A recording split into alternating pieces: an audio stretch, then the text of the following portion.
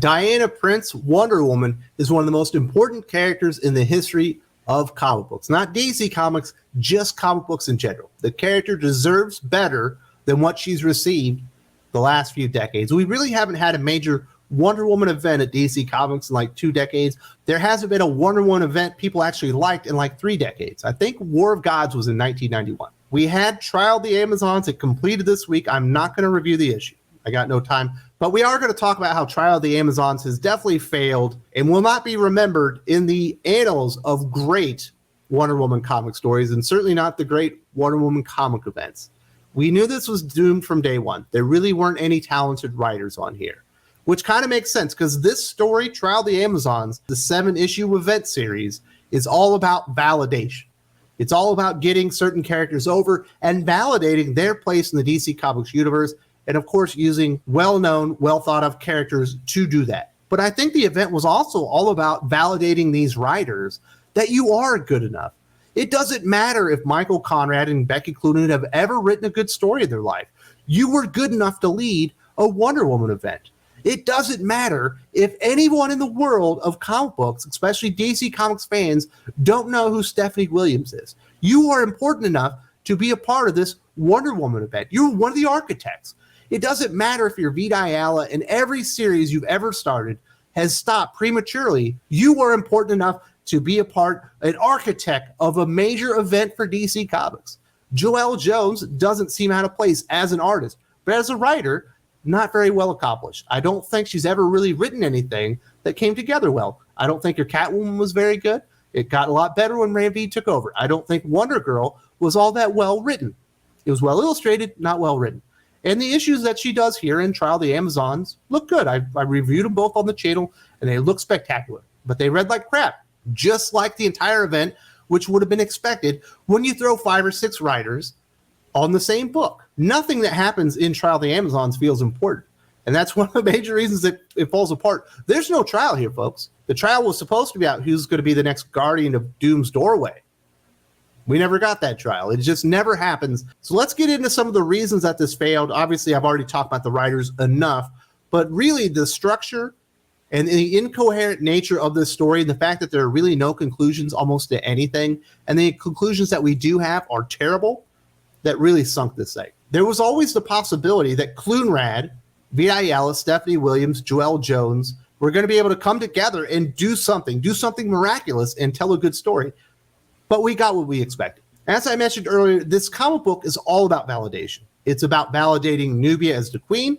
It's about validating Yara Flor as the replacement for Diana Prince in the future. And it's about validating Faruka, who's essentially the right hand of Queen Atalanta, as this amazing warrior and ally that is kind of the future of the Amazons or something like that. And of course, they're using Diana Prince to do it, especially the moment with Yara Flor when she gives her like her new Wonder Woman tiara thing. It is so stupid. It feels so out of place.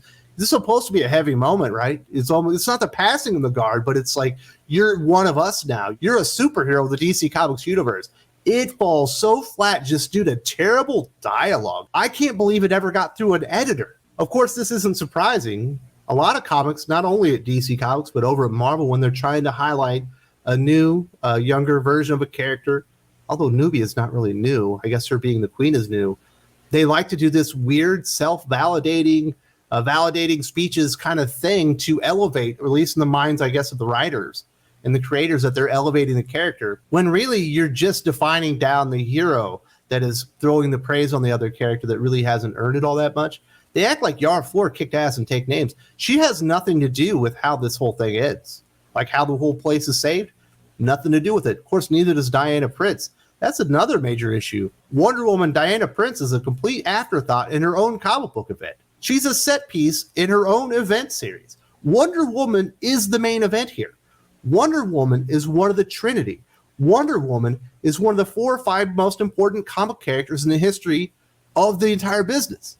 She does nothing. She's just sitting in the background while everyone else, when they're actually doing stuff besides talking, it's absolutely ridiculous that Nubia, Cassie, Yara, Faruka were all more important major players in the Wonder Woman event series, Trial of the Amazons, than Wonder Woman herself. I understand it's an ensemble cast and we're going to meet more Amazons, but Diana Prince, Wonder Woman, needs to be the focal point, the central character, the thing that's tying all this stuff together. You could remove Diana Prince from the story and nothing would change because she's completely irrelevant to it. That's an enormous problem. The selling point of Trial of the Amazons is not Nubia. It's not Cassie Sandsmark. It's certainly not Yara Flor or Faruka. It's Diana Prince. And if you came to this event hoping to learn more about Diana Prince or see her do some superheroic things, you were going to come away exceptionally disappointed because it never happens. That's something so stupid only Clunrad, Vita Ayala, and Stephanie Williams could come up with together. Like, are you kidding me? They promised a tournament of champions between the Amazon tribes, which are warring, to determine the next guardian of Doom's Doorway. This tournament, this trial, is the reason it's called Trial of the Amazons. It never happens. They identify who the champions are, who are representing each tribe, but they never actually do any combat. So you call it Trial of the Amazons, and you deliver no trial. We couldn't even have like the opening round of the tournament or something like that to deliver some type of action, because this comic story is essentially bereft of action up until the very beginning of this issue. How they got there, I'm not really sure. We saw Doom's Doorway come up at the end of the last issue. We get into this one, they're just fighting. Well, okay, I guess we decided to segue right into the middle of the battle. Another huge issue with Trial of the Amazons is the dialogue, which you would expect when you have too many cooks in the kitchen. I'm not going to get too into it because it would be very difficult for me to highlight that, and I've already talked about it at length before. Speaking of at length, I hope you like speeches, because there are speeches in every single issue of this comic book. There's nothing more that Clunrad, Vita Ayala, and Stephanie Williams and Joelle Jones like more than characters talking to each other and sounding really, really important. But I got to show you this page. I'll give you a little headway into it, how we got here. So they're in the middle of the battle, and all the Amazons have decided they're going to fight together. We see Cassie there and all the warriors. And next thing you know, there's no transition in this. We just go to this place. Apparently, there's this other armory that no one's ever heard of, and they need to go there to get some special equipment. And they just show up there, even though all their sisters are still dying on the battlefield. It never shows them leave, never really shows how they get there. But they just get there. We get this dialogue. Oh, my goodness. Look how stupid this room is. And, of course, it has that stupid armor from Wonder Woman 1984, the film The Bomb. But the guide says, most of what is kept here are items we hope to leave untouched. But what is an Amazon if not someone who is always prepared for victory? Welcome to the war chest of Nike. Who do you want to put money on that came up with that stupid-ass name? That is one of the dumbest names of something that's supposed to be important in the history of the world. That is absolutely terrible, but it gets worse, folks. I love being an Amazon.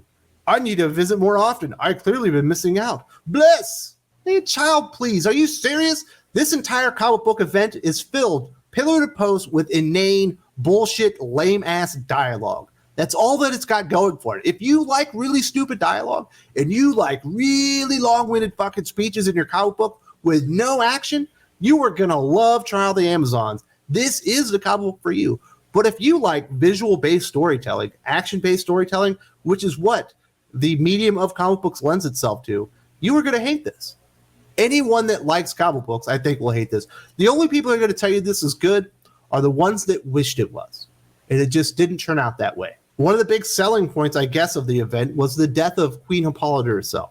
They actually spoiled it before the first issue ever came out. I think the sales were probably not very good. The orders weren't doing very well. So they needed to juice it up, be like, we're killing off a major character. Obviously, character death means nothing in the comic book universe anymore, specifically with DC Comics.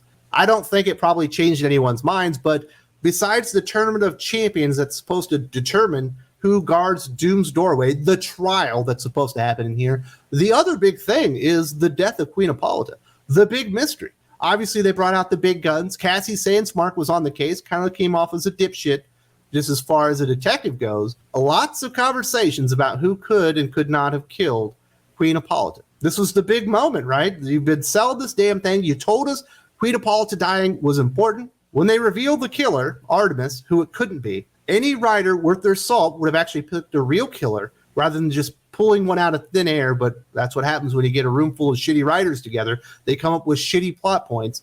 And then when they talk to her and she says, oh, yes, I did kill her, but I'll never tell you. It's like, Really? That's the big payoff? Well, maybe they'll pay it off in this finale. You know, it's the last issue. Gotta finish up and, you know, tie up all those loose ends as far as plot points. Nope. In fact, while they're in that stupid fucking 10 volts of Nike or whatever that stupid thing was, apparently that's where they imprisoned Artemis, even though nobody on the island but that one lady who hadn't showed up before knew where it fucking was. How did Cassie even know she was in that goddamn cell? She didn't. They just pulled it out of their asses, like everything else in the stupid comic book. And you know the worst part? It's not that they killed off Queen Hippolyta.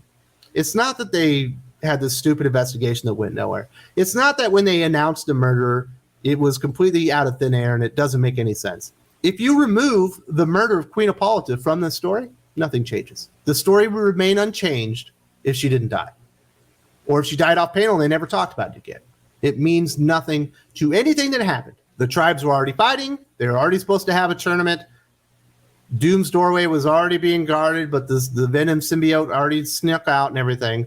The death was just for marketing purposes. At least that's the way it comes across. I'm a cynic. I'll admit that. I am thinking cynical, but it feels like it was done for no other purpose than to be able to sell a comic book and say that this event was important. And it wasn't. Because if you remove the death, completely irrelevant. Story remains the same. Speaking of Doom's doorway, obviously this is the big thing, the big threat that was hinted at the entire 7 issues.